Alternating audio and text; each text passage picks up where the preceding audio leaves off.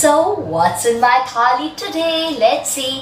और फ्रेंड्स, मुझे एक चीज़ लग रही है कि आप लोगों ने मेरा जो मैंने पूरे मील्स डाले थे, जो एसिडिटी डिटॉक्स के, जो डिटॉक्स मैंने 7 दिन किया था आहार वेदा का, जिससे मेरी एसिडिटी, एसिड रिफ्लक्स की प्रॉब्लम बिल्कुल ख़त्म हो गई है, वो वीडियो मिस कर दिया है।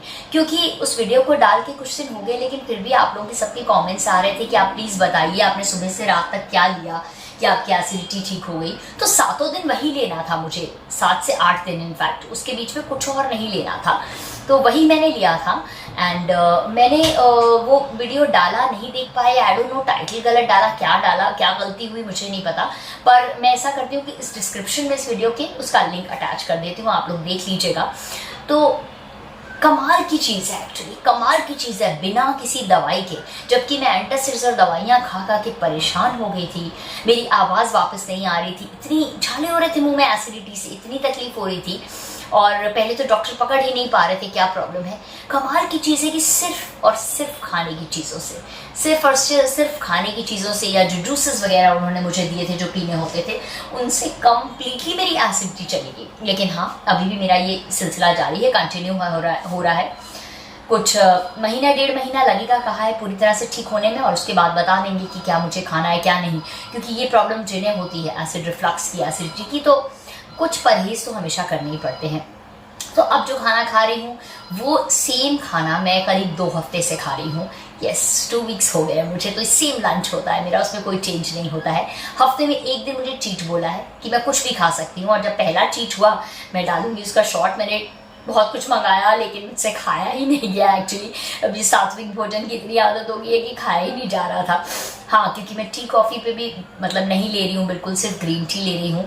तो उस दिन कॉफ़ी ज़रूर मैंने पी, मैंने कहा भाई आज बाहर की कॉफ़ी पीनी है और एक मफ़िन भी खाना है, ये मेरा चीट है असली। तो कॉफ़ी अब हफ्ते में 1 बार वही जो है वो पिया करूँगी।